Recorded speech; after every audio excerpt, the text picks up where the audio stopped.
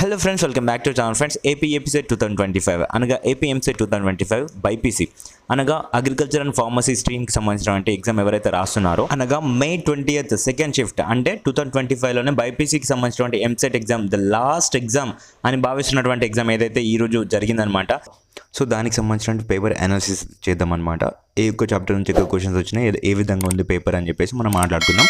ఇంకా ఎవరైతే మన ఛానల్కి సబ్స్క్రైబ్ చేసుకోలేదో ప్లీజ్ సబ్స్క్రైబ్ అయితే చేసుకొని పక్కన బెల్ ఐకాన్ ఆప్షన్ పెట్టుకోండి. అండ్ వీలైతే మీ ఫ్రెండ్స్కి అయితే షేర్ అయితే చేయొచ్చు. తప్పకుండా మన ఈ వీడియోకి అయితే లైక్ అయితే చేసేయండి. ఓకేనా friends? And without wasting time let's begin our topic. AP EAMCET 2025 BiPC స్ట్రీమ్కి సంబంధించినటువంటి లాస్ట్ ఎగ్జామ్ అనమాట. ఈరోజు మీరు రాసింది ఏదైతే May 20th second shift exam రాసినారో, సో ఈ రోజుతో బైపీసీ స్ట్రీమ్ వాళ్ళకైతే ఎగ్జామ్స్ అయితే కంప్లీట్ అయితే అయిపోతున్నాయి అనమాట. సో అదేవిధంగా మనం చెప్పిన విధంగా సో ఏదైతే ఫస్ట్ షిఫ్ట్ అనేది ఈజీగా వస్తుంది, సెకండ్ షిఫ్ట్ అనేది కొంచెం ఫస్ట్ షిఫ్ట్ కంటే కొంచెం హార్డ్గా వస్తుంది. అదేవిధంగా సెకండ్ డే రోజున అంటే థర్డ్ షిఫ్ట్ ఏదైతే ఉంటుందో సో అది ఇంకొంచెం హార్డ్గా వస్తుంది. అండ్ ఫోర్త్ షిఫ్ట్ అనేది హార్డ్గా వస్తుంది అన్నిటికంటే అని చెప్పేసి మనం మాట్లాడుకున్నాం కదా. సో అదేవిధంగా ఈరోజు చూసుకున్నట్టయితే May 20th సెకండ్ షిఫ్ట్ ఏదైతే ఉందో సెకండ్ షిఫ్ట్ బైపీసీ స్ట్రీమ్ వాళ్ళకి వెరీ టఫ్గా వచ్చిందనమాట, వెరీ హార్డ్గా వచ్చిందనమాట కంపేర్ టు మిగతా ఎగ్జామ్స్ మిగతా షిఫ్ట్ ఏదైతే జరిగిందో సో దాంతో పోల్చుకుంటే చాలా టఫ్గా వచ్చిందని చెప్పేసి స్టూడెంట్స్ అయితే అనడం జరుగుతుంది.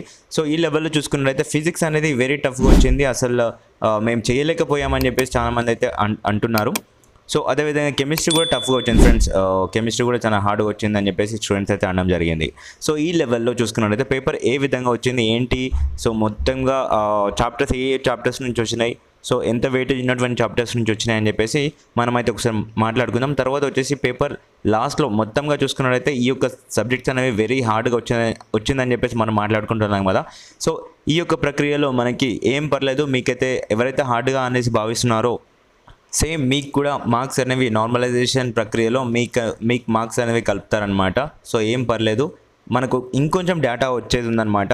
ఎందుకు అంటే ఇప్పుడు చాలామంది అయితే చెప్పిన ప్రకారం అయితే హార్డ్గా వచ్చింది పేపర్ అని చెప్పేసి అన్నారు. సో ఇదివరకు ఎగ్జామ్ జరిగింది జస్ట్ ఫ్యూ మినిట్స్ బ్యాక్ కాబట్టి సో ఇంకొంచెం అయితే మనం అయితే అనాలిసిస్ చేసిన తర్వాత డేటా అనేది క్లియర్ కట్గా మనం అయితే పెట్టుకుందాం. అండ్ నార్మలైజేషన్ ప్రక్రియలో మీకు ఎవరికైతే ఇప్పుడు పేపర్ అనేది హార్డ్గా వచ్చిందో ఆ యొక్క వాళ్ళకైతే మార్క్స్ అనేవి పెంచుతారు, యాడ్ చేస్తారు మార్క్స్.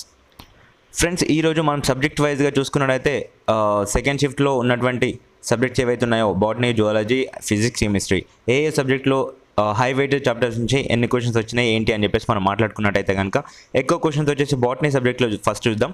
బాటనీలో చూసుకున్నట్టయితే జెనెటిక్స్ నుంచి ఎక్కువ క్వశ్చన్స్ వచ్చినాయి. And plant systematics and plant physiology, biotechnology, diversity in living world ఈ యొక్క చాప్టర్స్ నుంచి అయితే ఎక్కువ క్వశ్చన్స్ అయితే రావడం జరిగింది.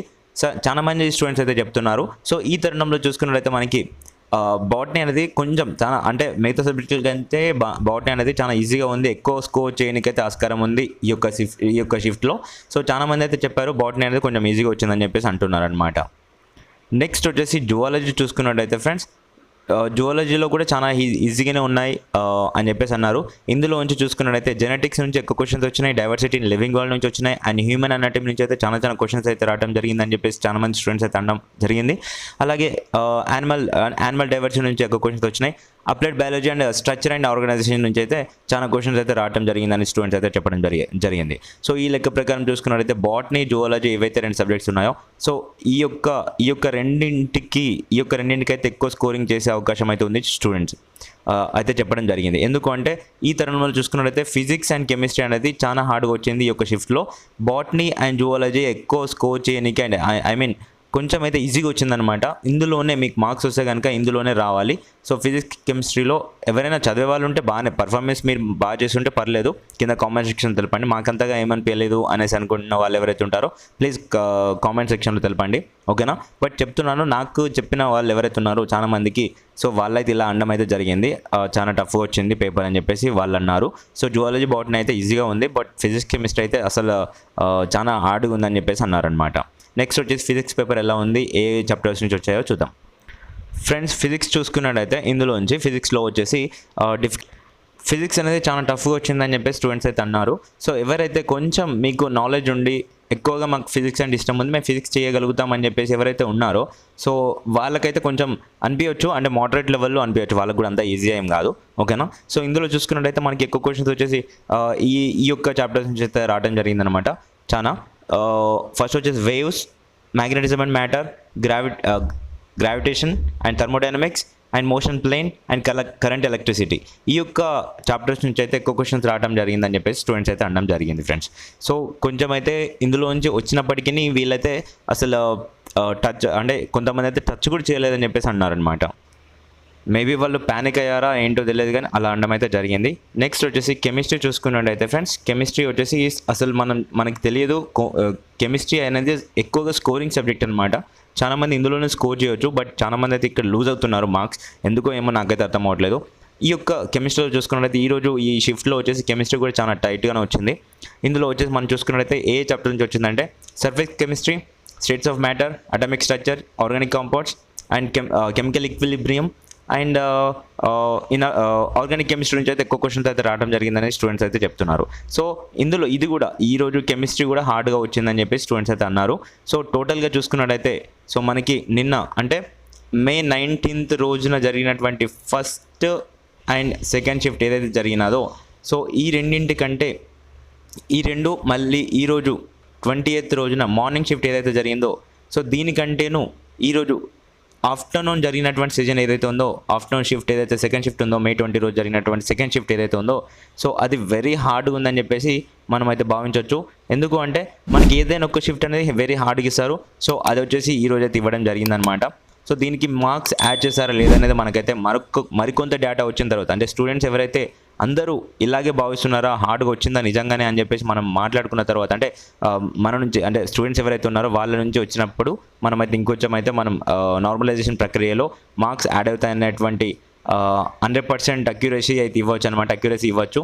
బట్ ఇప్పటివరకు అయితే నార్మలైజేషన్ ప్రక్రియకి యాడ్ అవుతాయో లేదో మనకైతే ఇంతవరకు తెలియదు. ఎందుకంటే నేను అడిగిన స్టూడెంట్స్ ఎవరైతే ఉన్నారో సో వాళ్ళైతే చెప్పారో హార్డ్గా వచ్చిందని చెప్పేసి. అది ఇప్పుడు మళ్ళీ మార్నింగ్ షిఫ్ట్ వాళ్ళ దగ్గరికి పోతే వాళ్ళు కూడా ఇలాగే అంటారనమాట.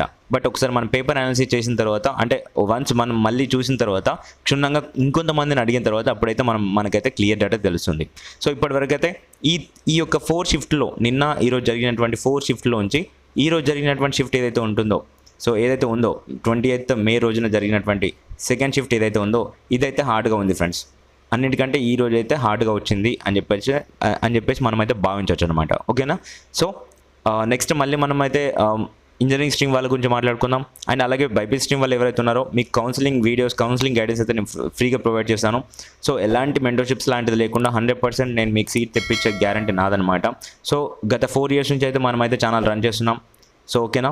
సో మీకైతే సీట్ వచ్చేంత వరకు నేనైతే మీతో ఉంటాను. So for that please subscribe to our channel and మీ ఫ్రెండ్స్కి కూడా షేర్ చేయొచ్చు. అండ్ వీడియో ఇన్ఫర్మేటివ్ అనిపిస్తే ప్లీజ్ లైక్ అయితే చేయండి.